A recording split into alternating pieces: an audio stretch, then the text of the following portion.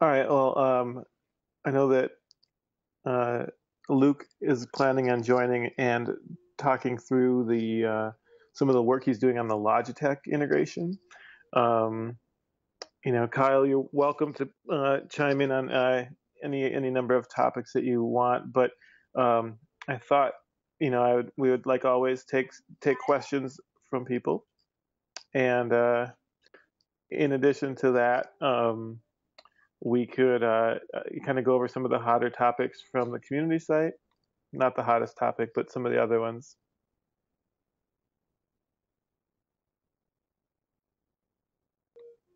So, since everyone else is on no video, no audio, Kyle's getting talked to. I will monitor the chats and I will be sure to do that. It's a very small group. I'm wondering if, this time I didn't totally announce it that we'll get any more people, but I'm going to post it really quickly on the community site just to see if some people will join.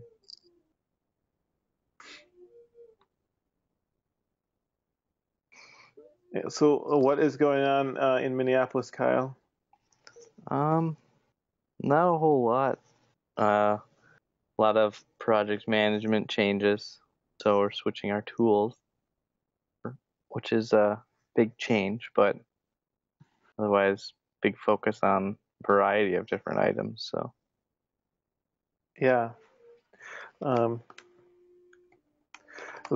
going to Jira, which actually could be good. I've been reading up about some things on Jira. We used to use Jira at a previous company, but been thinking about trying to figure out a way to open some part of it up publicly. I know that's been some folks in the community are asking about that, but potentially some ways that people could enter feature requests and upvote things in there. Not sure what's possible yet, but we'll see. Yeah, I think there's a big API on it, so you could a lot of stuff. A lot of people were talking about, we had our meeting today about webhooks with Jira, so being able to integrate with smart things, turn a siren on or something when a sprint finishes, or we can tie it in with actual deployments of the platform or deployments of mobile in that case. So there's some cool things that we could do as keep a siren. Yeah, keep a siren on until the sprint finishes. Yeah, keep going. People would all go crazy. Yeah. Yeah. Yeah. So there's the first chat question, and of course, it's about Samsung. And just as we mentioned on the boards, we are unable to comment on rumors and speculation like that. Not much more that we could say on that, but I think for us, we're still just focused on doing exactly what we have been doing. Growing the platform, keeping the platform open, and integrating more things. The pace of integration lately has been lower. Certainly because we've been focusing on revamping some tools. We need to hire and a few other things, but I think in the coming week or two, you'll see a few more labs integrations and then a bunch of new smart apps that have been coming out of the community. Perhaps Kyle is best positioned to talk about your next question about anyone playing with HomeKit. I know that he has looked at it. Yeah, I've looked at it and evaluated how it might fit. To actually make HomeKit a viable candidate in our platform, we would need to make the hub be conform to make our physical hub conform to Apple's specification and go through their certification process, so that the hub would be like any other hub that you can join in HomeKit and then have access to all the devices. I think that's a much further out goal if that is the case. We have not looked at using HomeKit for any other pairing processes because we have them. And the reason we haven't also looked at them too is there are really no devices on the market right now for us to play with. So from a benefit standpoint, there's not a lot of benefit from us in there. It might be a viable, if that question's related, it might be a viable candidate for some stuff. But it would be a decision that we'd have to make, essentially saying that our hub would be open to HomeKit and thus open to other developers. So I think that's a decision we have to make if we want to allow other developers to create client applications on top of the devices that are connected through SmartThings. But that's about all they would get, would be control. All the automation and all that stuff does not happen in HomeKit. That happens in a platform like SmartThings. And what do we think about the Quirky Hub? Well, I'll take some of that because I sit next to the support team who's been doing a bit of evaluation on it, and we've got a doc written up about our findings. And honestly, it's it has some issues. I think that with any first gen product, there's going to be some issues, but yeah, it's not as simple as you would hope, and some things. I think they have some things to work out. I believe they don't currently have like any sort of rules outside of like using IFT for robots is what they call them, I think. And so I think that would be fairly limited as well. SmartThings has a number of things out of the box, but what it has more than anything is like if and ands and other sorts of more complex rules that you can build, albeit sometimes through smart apps.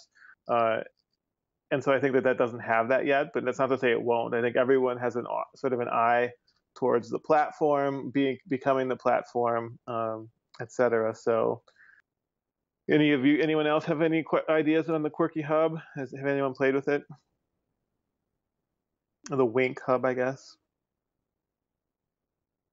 All right. I have not. Just their devices. Welcome, Luke. I'm sort of. I know that a lot of people have said that they are interested in like watching these videos, these dev calls after the fact, and so that it still won't be wasted. But like normally we have like 5 times as many people on the call, and so I'm not sure why it's such a small group today. But it's exciting, to have you guys here anyway. So I'd love to have you show some things off, and I already prepped folks with the idea that we'll show off or at least talk about some of the Logitech stuff you've been working on.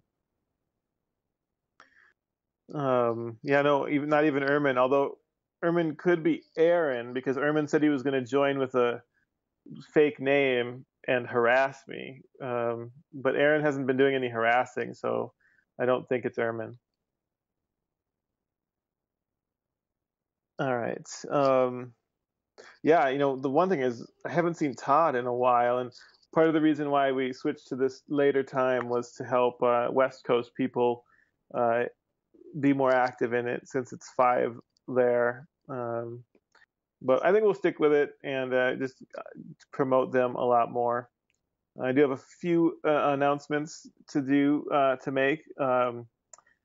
One is that I believe it's the next developer discussion, which is on the 6th of August. It's going to be a SmartApp workshop, and we're going to try to do things a little bit differently. We'll have someone on who's going to lead us through like sort of a SmartApp curriculum, and people will be able to do ask questions and whatever else, and we'll try that out to see how that goes. And then the following week, out in the Bay Area, we're going to have a in-person SmartApp workshop. So if people happen to be seeing this and are in the Bay Area, that will be on the 12th. It'll be in the city, and more details will be posted soon. And yeah, to your point, the question about tutorial videos would be nice. Yeah, we expect to both record these workshop sessions, but also to start to create some more beginning tutorials and example code. I know that examples are always good to start from, and we kind of have just only a few samples right now. So All right. I don't know that Eves can actually like fill a whole hour with questions, so let's do. He'll think of some more, and then maybe have Luke jump in on some of this Logitech stuff, which would be cool to see or hear about. Oh, can you hear me? Yeah. Okay. Yeah, it'd be better for me to go first. I have a concrete project I need to attend to, or else I'm going to have a messed up sidewalk. All right. All right. So I don't have anything to demo, unfortunately. But I thought I'd give a little bit of an overview of the kinds of things the Harmony Hub can do and how you might expect SmartThings to integrate. So I don't know if anyone here has played with the Logitech Harmony Hub, but one of the really nice things about it is it has an infrared port. So for all of your like AV equipment, like TVs and stuff like that, it has a way of communicating with those devices. It claims it communicates with some, I forget the number, but it's like a really large number of different devices. And so when you set up your Logitech Harmony Hub, you have a number of activities, and your activity might be turning on your TV and your Blu-ray player as part of one atomic activity. And in the Harmony world, this means you might have told it to turn on your TV, set the input to Blu-ray, and turn on your Blu-ray player, all in sequence. And so what the SmartThings Harmony integration is going to bring is the ability to interact with those activities. So we have an API that we're going to be able to use to start and stop the activities. It's a pretty simple interaction, but what it's going to allow us to do is to be able to use SmartThings to control your TV through the Harmony Hub, which I think is going to be a pretty cool development. Mm-hmm. Yeah, I think so. Does anyone have questions for Luke about that?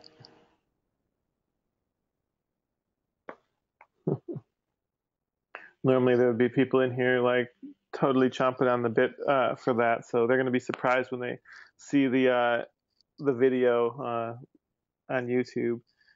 That will be good. So Luke, does a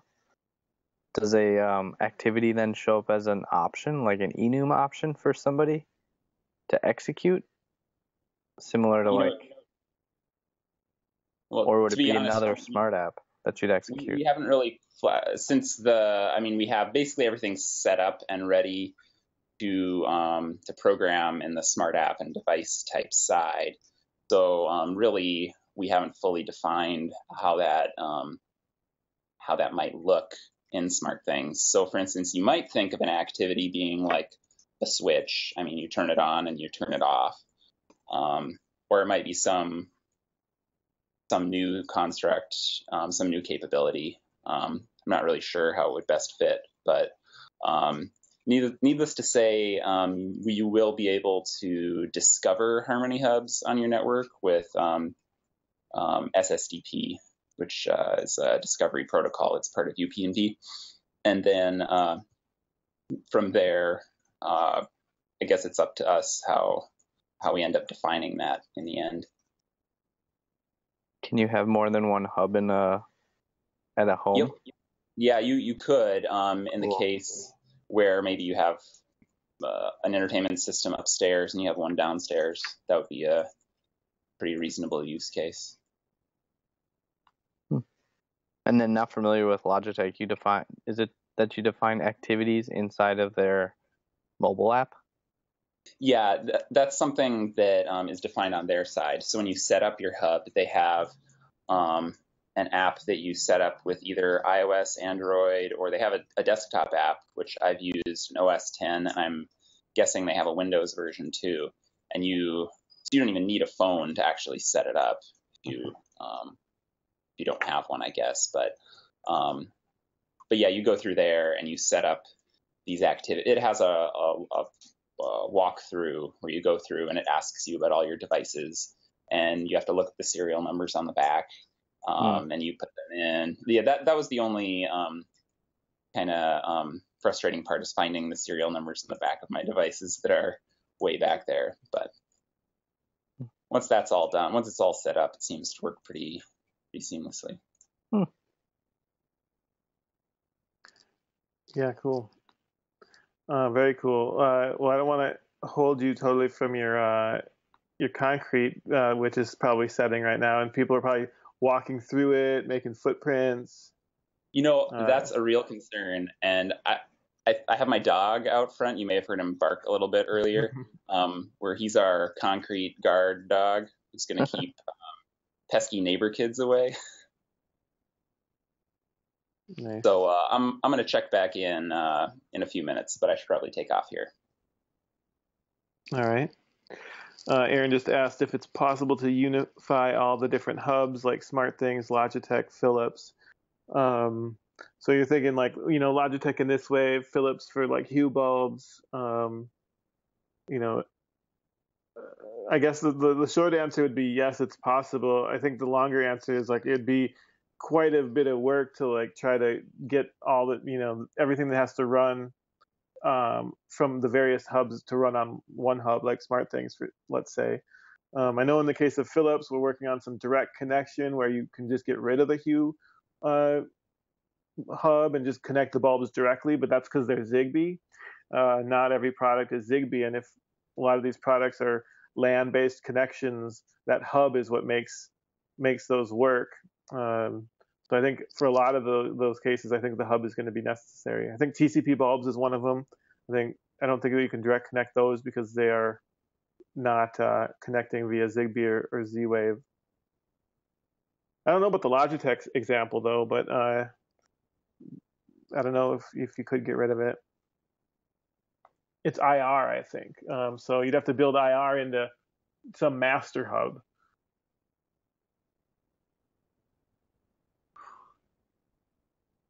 You guys providing a migration tool for that, like i.e. removing the hue hub? We haven't gotten anywhere near that far yet. I know some of us internally are running this in this manner. So I have like 10 hue bulbs and I connect them directly to the hub. The current problem is there's not a good way to like disassociate them with my hub. So now they're kind of like connected to my hub forever and you can't remove them. You can, but it's very, you have to do it like in some sort of secret codey way, not something that we can do easily through the interface. So this is the app that makes you tap the bulb to the hub and puts them back to stock. There is an app that makes you tap the hub, tap the bulb to the hub, and then puts them back in the stock thing. I haven't seen that, but that sounds like something that'd be cool to use for sure. Because right now, we just haven't been recommending it to people, even if they have the correct hub firmware to connect their bulbs directly, just because of this problem. But it does work. I don't know about the migration tool as an example. I think we're quickly finding that people have very big networks that they're creating, and if something happens that they have to then go ahead and rebuild their whole network, it just is really big pain. And we're finding some people are having this experience with some hue bulbs or some TCP bulbs where they have to like remove them and reconnect. And so some sort of migration tool would be good, or just thinking of even like a bunch of smart apps running on it. It'd be really nice to be able to say like transfer these to this new device in an easier way. But these are problems that are sort of being experienced by some of the more advanced users right now, and by and large not like a large part of the consumer base. But I think that we'll find them to be more common soon. I've kind of been reviewing some of the latest or the biggest threads going on the community site in the last 30 days, and they're kind of the big topics are all about different integration projects that people are working on, and people in the community in the last month have added Insteon support as one of the like cool things. I didn't know. When I saw that come through, I was like, wow, that is really cool. But just by like, I think they used a different a third device to sort of like bridge that. But it's very cool that they're, some people are, controlling their Insteon devices via SmartThings. So I think that is cool. There's a few different alarms and garage door integrations that have been working on. MyQ by Chamberlain is by far the biggest one that's generated a lot of different posts and people using it. There's a few different irrigation systems that I've seen, including the first one that we, the first one that we said. Sorry, I'm getting. The first one. What was that?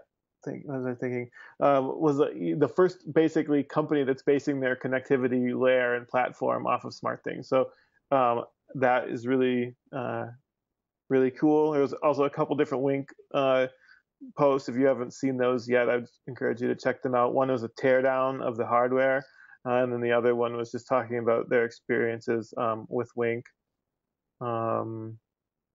There's a thread going about devices that we don't currently have in the ecosystem, or that even people haven't seen. Those can be anything from like a doorbell or other cameras to like just really esoteric things. There's been a discussion about fans and a few more things. So definitely get in the community if you're seeing this and haven't been back in a while. Very good discussions happening there.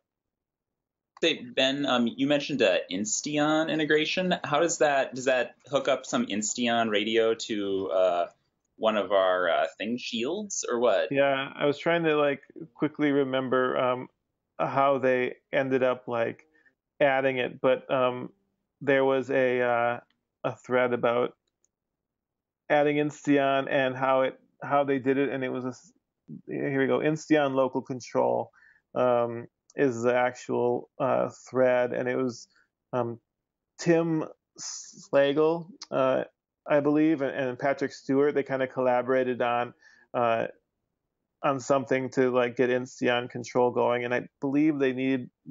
I'm trying to see which device they have to. Oh, it's the Insteon switch and then the IO link, which I don't know if they call that a garage open in there, but I actually think it's a relay. You should definitely check it out. When I saw that, when I showed it to Alex, he was like, "Whoa." Yeah, I'm gonna have to hunt that down. I'll just put it in this chat right here. And then here we go. Kyle, you were mentioning something else that you might want to chat about as well regarding Windows Phone stuff, maybe even Windows desktop client.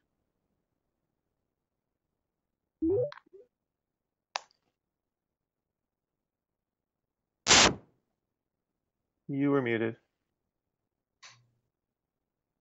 Good. All right, now I'm not muted. Right.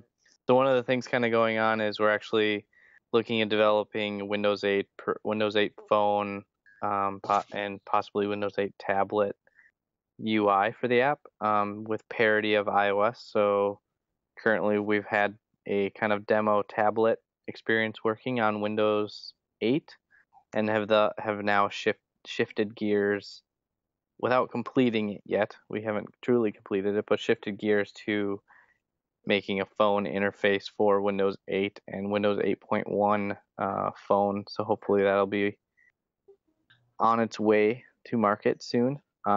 Working on, getting parity with iOS and Android so that you can do SmartApp configuration, device joining, device actuating devices, all the major features you would expect in the other mobile apps to also be on Windows.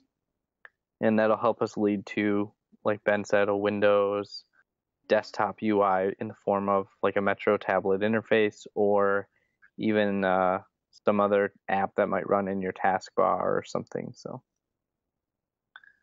very cool. We're working, directly with, Microsoft and Intel on that, or who is that true? Yeah, so we originally did the stuff for the tablet was a demo for Intel, and Computex was the goal there where we had demoed. Now that was in along with Microsoft, and now we're back working pretty much directly with Microsoft on this. Intel has the interest because their products are all PC Microsoft based, so that's kind of where that comes about. But cool. Yeah, there's a lot going on in that regard. We have we're just started to release to customers a new hub firmware version. In fact, I think it's basically if you're having certain issues, we're allowing we're basically said support. You can go ahead and put this on the on their hub. So one of the things that it's supposed to help is some LAN connected devices like Hue and Wemo and TCP bulbs. Hopefully, I'm thinking, but there's some other issues that it was fixing. Hopefully, with Jasco, I think was the big thing. Some Jasco switches. But that is that firmware, I think, does something with the number of sockets on the hub, increases it from 3 to 5, and does some other stuff that I don't claim to understand. But if you are experiencing issues, or hey, if you just want the latest and greatest, you can write into support or chat into support and ask them for the newest hub firmware version and say that Ben said it was okay. Yeah, I've had the Jasco issue at home where it stops reporting state, and the firmware seems to have made that problem go away. Which is does it work? Did you have that problem with the appliance modules too, or just the in-walls? Just the in-walls. Okay. Yeah, I have an appliance module that is doing the exact same thing, so I have to see what's going on with that. At this point, it looks like it's isolated to that one particular device. So, Cade joined us, but he's walking around his apartment. No, I'm in Vegas. Oh, you're in Vegas? Nice. Yeah. At MGM right now. Trade show. Lion. Okay.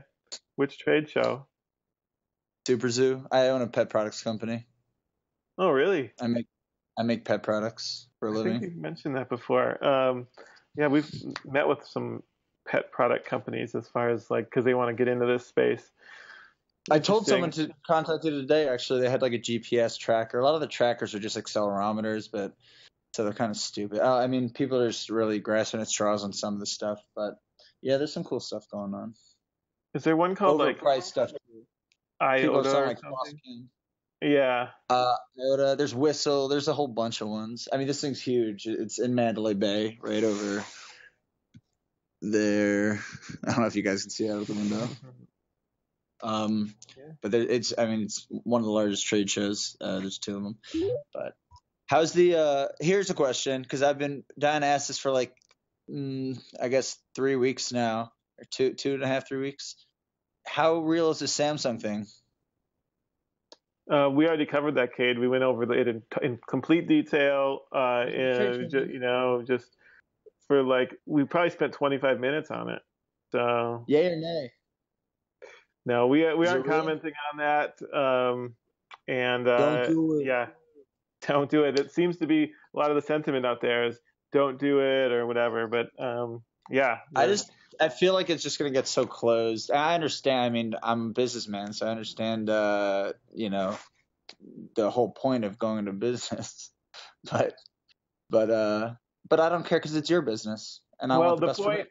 The point for us in going into business is not to sell to anyone. It's really to create the best product and biggest platform and open platform. And So nothing regarding that has changed, and we're going to do everything that we can to make sure that we have like the biggest, best open platform that there is.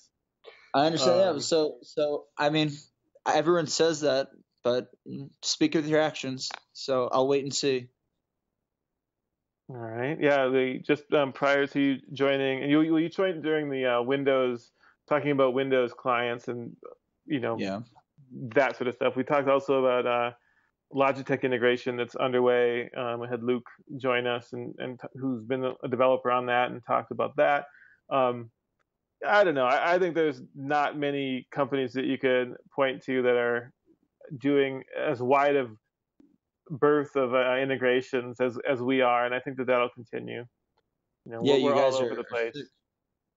I'm always bragging about you guys, but I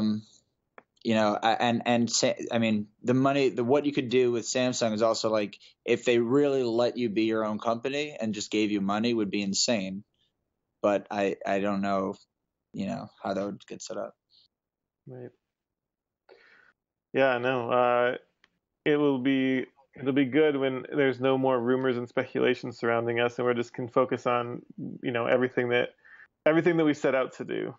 As long as you don't become smart things and turn it into total shit. Nice. I did see Urman join us as open platform down there. Keep on forgetting to sign out.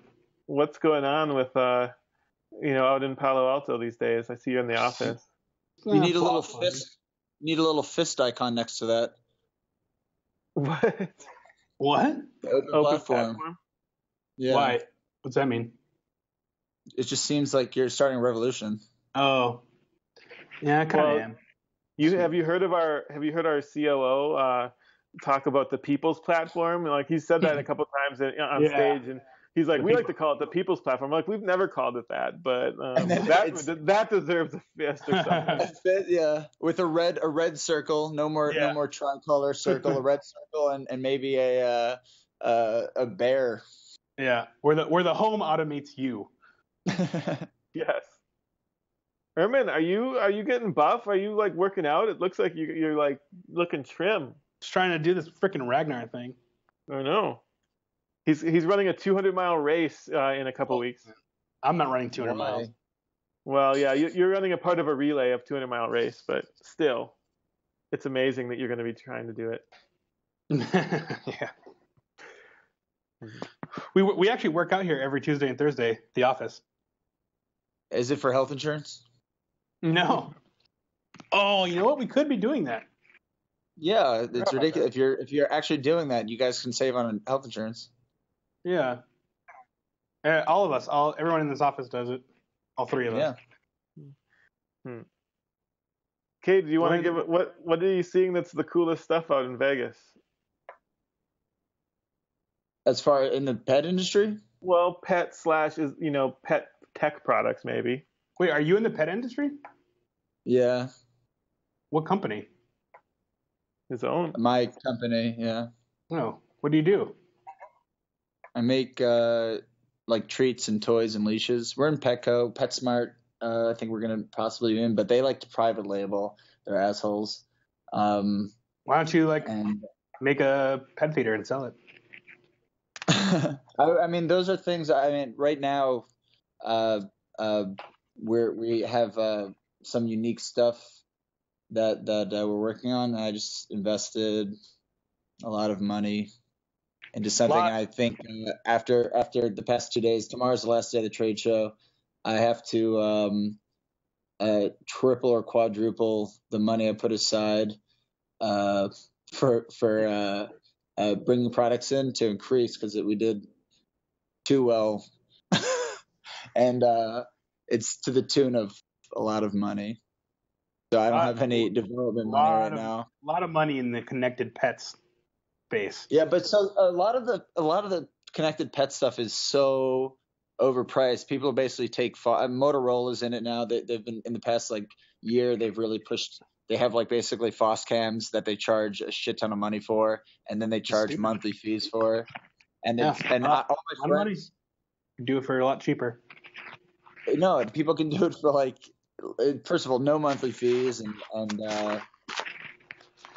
I mean, it's crazy overpriced. And then a lot of people are doing the GPS trackers like we talked about. The new thing in the past year has been like Fitbit trackers for dogs, which is fucking stupid. Yeah, it's crazy.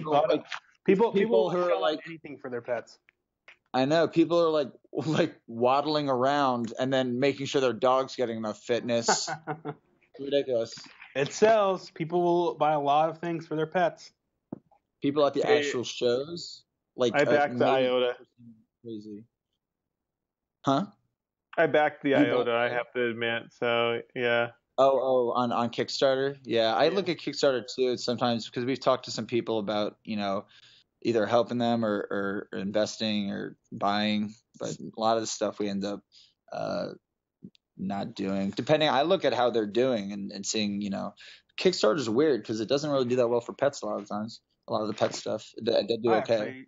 I actually have plans to reach out to IOTA, so interesting. Yeah, they might. We'll see how they, how they do a surge. They're like not even halfway through their goal. But there's usually a surge at the beginning and a surge at the end. I just don't know if their end surge will be enough. We'll see. I think you're like 2 to 3 years away from people really, tracking their dogs and in a big way. I think it's kind of a really small market right now. I mean, I don't know. You just tip it on its end though, and say just like, how much would you pay to get your dog back if it were lost? I'd pay hundreds of dollars. But if the device fails, or if the dog's stolen, no one's gonna leave the collar on, or I mean, it's funny because there's a lot of things there was a leash that came out last year that had a key lock on it, so you can lock it around if you're going to a store or something. You can lock it around a telephone pole or something like that, and it had like it was a cloth leash and it had a chain inside, basically. Very completely bombed, and their whole thing was like, I forget how many thousands of dogs they said were stolen every year, but I mean, they got into Petco and it just completely bombed, and those guys lost like hundreds of thousands of dollars investment. It's hard to market something like that in a brick and mortar shop like Petco, where the average customer isn't really, well versed in the space, nor are the employees. It's brick and mortar is a tough business to be in. I'm sure you know that. One of our patents is basically for a retractable leash that walks 2 dogs. The front end spins, and it's got color coded buttons to the leashes, so you can lock the dogs individually, and it still continues to rotate so they don't tangle. And that's clever as shit. We only have to do. Thank you. We only can put up basically the packaging, and it doesn't look that different from a normal leash, so it's very difficult to even let people know what it is, Yeah.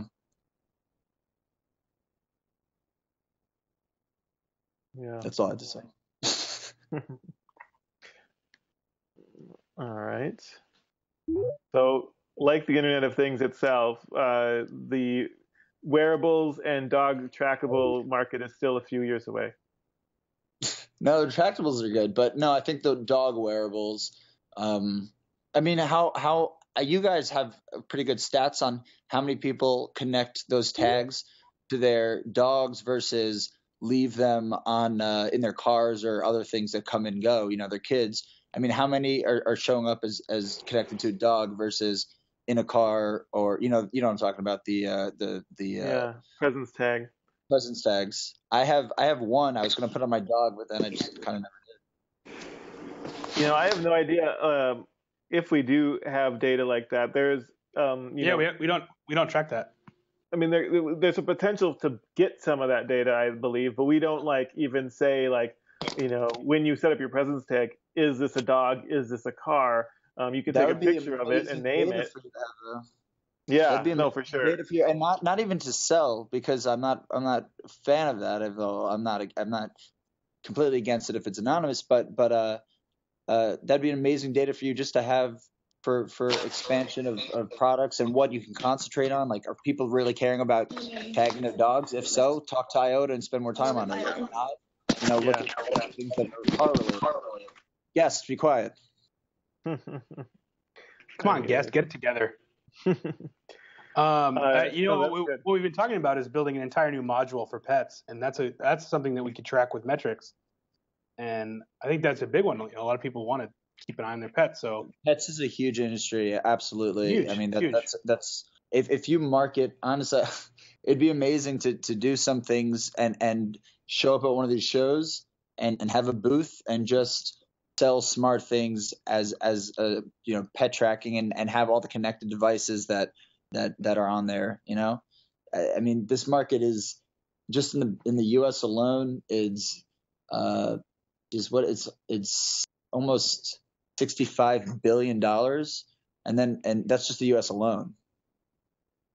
A lot of that's food, but I mean, I think if you're 2 to 3 years away, you guys can lead that wave for sure. All right. I'm actually going to email IOTA right now. They're just in Redwood City, which is like 5 minutes away. Have you already talked with them? Because they reached out to me yesterday and said that they were going to reach out to us in a few days or something. Can you forward that to me? Yeah. Cool. Well, so since you joined, Urman, now you've got to give us 5 minutes of what you've been doing, and don't just say Centralite. Actually, today I was working on Centralite. I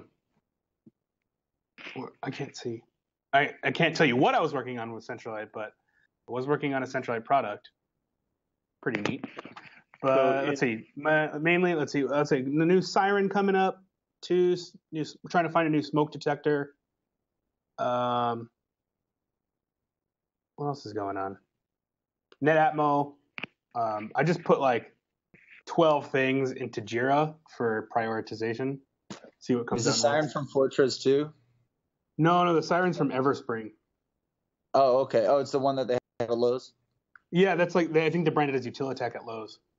Yeah. And the problem we're running into right now is the SmartApp, Smart Security, the one that for security has a feature called Silent Alarm, which is like strobe only, which is like the only Fortress supports that.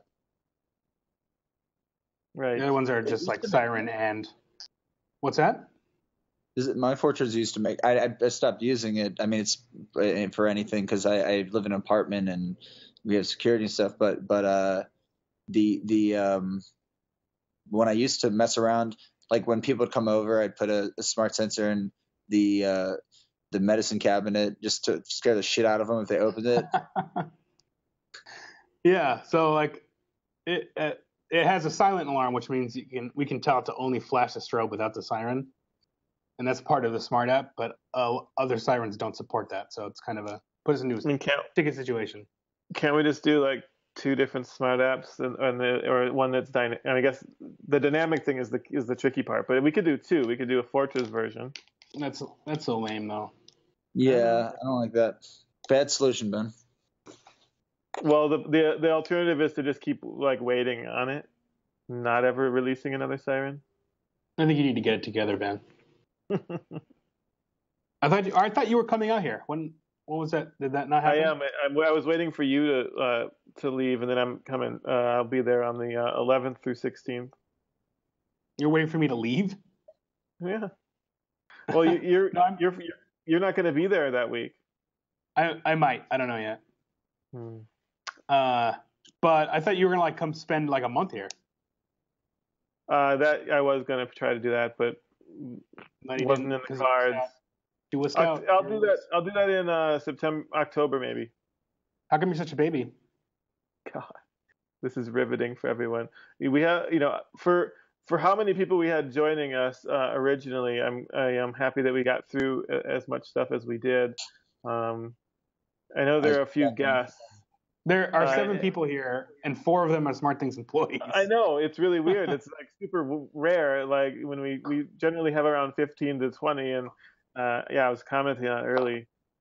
Because you guys didn't do it last week or 2 weeks ago. Yeah, I think that was what it was. We canceled the 2 weeks ago, and then we lost the momentum. But now you guys didn't like mention it was canceled, so I know because I had logged in and there was a few people that showed up. And then people tried going in last week because I thought maybe you just would push it back 1 week, but it said you waited 2 weeks, and I think that threw people off. I think we're going to do them weekly eventually, but I'm not committing to that yet. Yeah. But I think we'll have this a little bit more structure. Like on the next one, the 6th, we're doing actually a SmartApp workshop style. So it'll be more instructional for people who are interested in writing smart apps, but maybe haven't done it yet. So we're going to be promoting that a bit more. Anyone who doesn't want to talk but still has a question, they can always feel free to type it in the chat. Otherwise, I don't know. I have to see. Maybe you have to call it if there's no other conversation or questions going on. What's something that nobody knows about that's like Netatmo, all that stuff is pretty cool. But is there anything that's going on right now that's not just maybe someone you're talking to that's not something that's currently available, or like a Kickstarter that is something you guys are personally excited about? I'm on mute. Sorry. I just put together a list like the last 2 days. We're about to do outreach to like so many new Kickstarters and Indiegogos and a bunch of startups that we know as well. Kind of want to get the idea is that like every new connected device should just come with smart things, especially because it's super easy comparatively developing for other platforms. So we're going on an outreach from a business point of view to just like, we have smart things planned type deal. Default. Like how every DVD player you buy these days connects to Netflix. Yeah. Yeah, I mean, it would be really amazing for some of the companies, instead of developing their own application, to just say, download smart things to control this device. Oh, yeah. So that's like Eden or Eve or whatever they're calling it. He's developing an irrigation controller built around, the smart things interface in the UI. And you still need the hub? Yeah, you still need the hub. So that's, I mean, for some people, they might not want to have that entry, that cost of entry to their clients. But I mean, I think it's pretty cool overall, because if you're getting into that, you're probably going to immediately jump into other connected devices. Yeah, I want to be with everything, no matter what. Even if there's no clear integration from the get-go, it should still connect. Like one of the ones that was on my list was a Kegel tracker for women. You saw that on Kickstarter? I saw that too. That's terrible. They're up in the city. They're up in the city. I was like, you know what? I might reach out just because. Why not? Who knows what could happen? I'm gonna leave that alone. Why? Are you? Let's discuss it more. Let's see if we can get that girl on this call, that Asian chick. Are you ashamed of your body, Ben? Can men do Kegel exercises? Oh yeah. We can. You can entice someone else to do them. Urman's doing them right now. What do you think I've been doing this whole call? You're blushing, man. Let's see. Eve's had a few questions about any new smart things devices similar to what Cade mentioned in the pipeline, minus the Hub 2.0, but also what happened to the SmartThings branded moisture sensors. I actually, maybe Urman, do you have some more news on this? I didn't know that we had run through the SmartThings branded moisture sensors and are back to just the Fortress ones. I mean, they're both the same device, but sorry, I kind of like dropped off. What was the last part? We only have the Fortress branded moisture sensors in our shop right now. Is that because we ran through our own inventory of the ones we had branded? Oh, we don't have our branded ones right now? Yeah, no, they're just Fortress branded. I guess even though they are the same device, and maybe from the new product perspective, is there a moisture sensor coming along from Centralite? Yeah, what probably happens is we ran out of our white label and didn't renew the order because we have our own coming out. Are you guys private labeling, or you actually made your own one?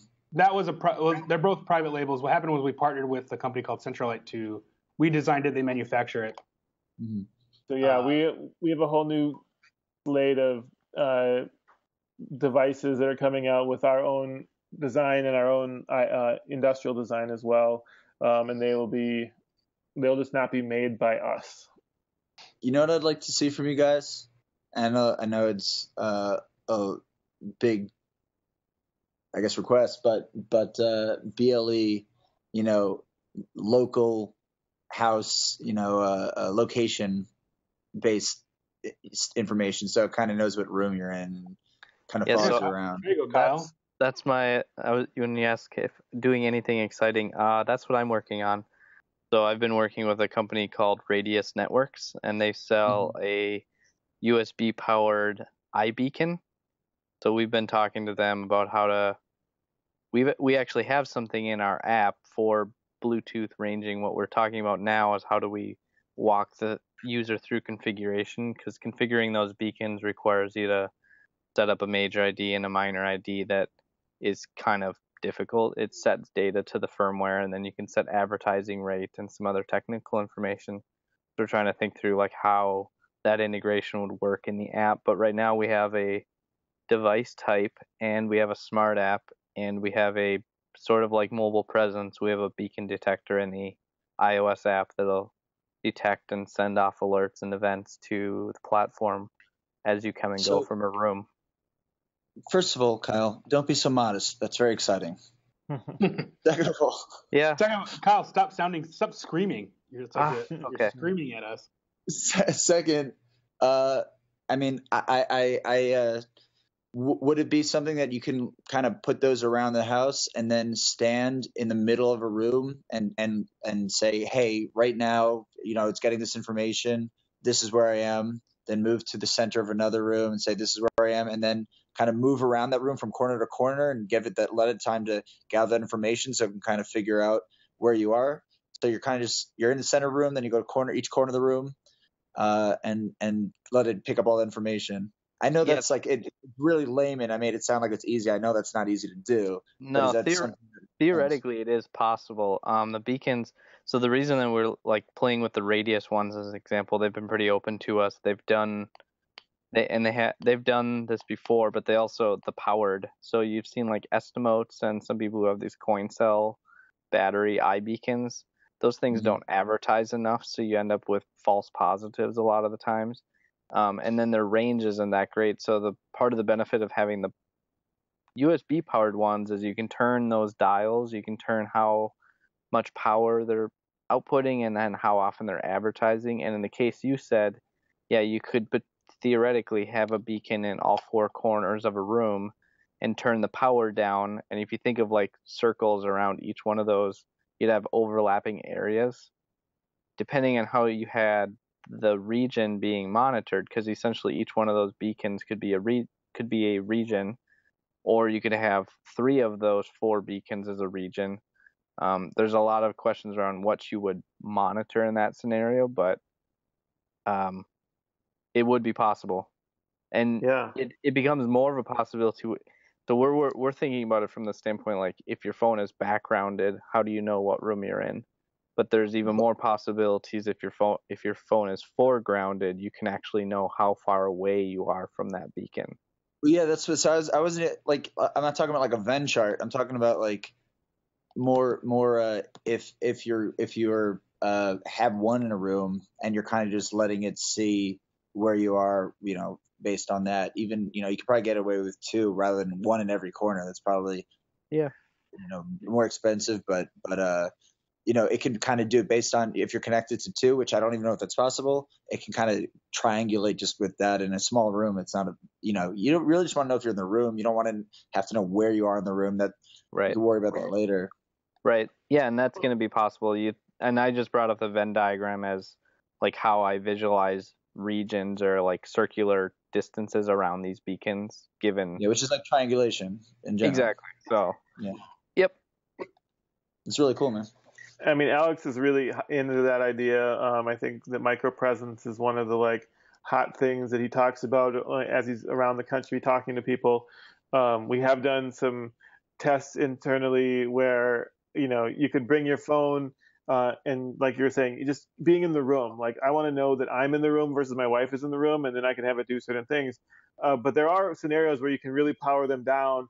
And for example, if you put your phone on your nightstand, that does certain things. Like maybe that is the trigger for like good night or whatever else. And you can like get it to be that sensitive, like within like inches.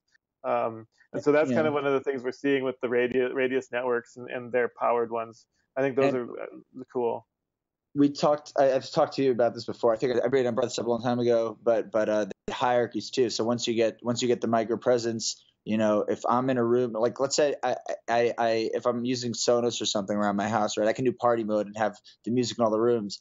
But it'd be really cool to if my wife's listening to something in the bedroom and I'm listening to something in the office, one of us walks in the kitchen, it then turns on the whatever you're listening to in the kitchen and it follows you around. But if I'm in the kitchen, my wife walks in, I can, create a hierarchy where it's going to choose me over her and continue playing whatever I'm listening, but yeah, it's all for based kids and women and whatever, you create a hierarchy like that.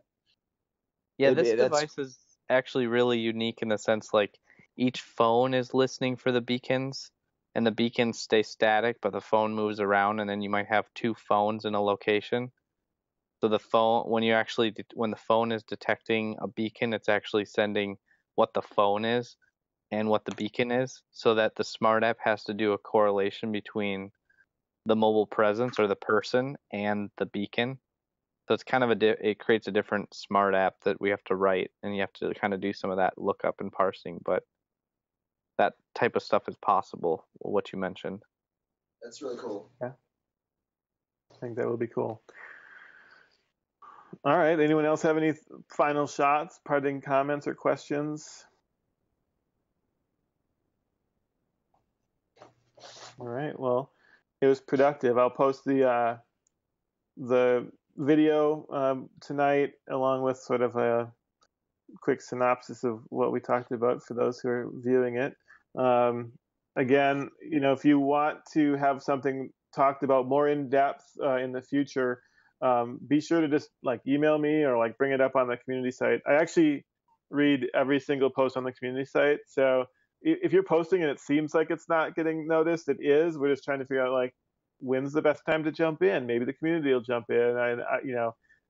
Basically just trying to see how much time we can spend. Here we go. Aaron's got a question. Can these types of ideas be run locally on the hub, or do they need to go to the cloud?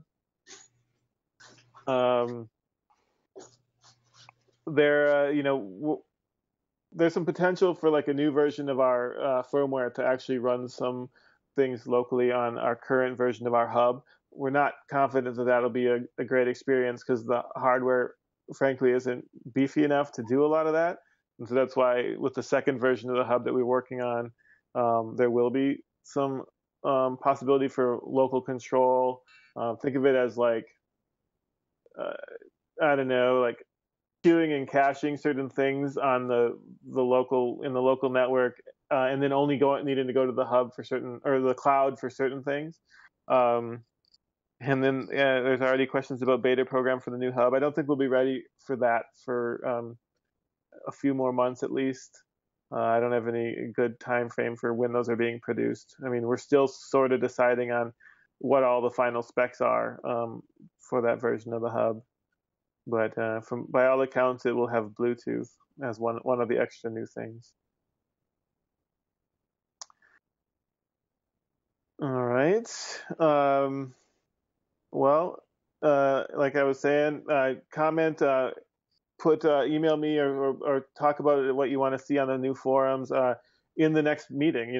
Maybe not the next meeting because we're going to do a SmartApp workshop, but as these meetings are sort of become more regular and we do them maybe like I mentioned every Wednesday, we'll want to make sure we have the right people on the call to address certain concerns or questions, so we can continue to do that.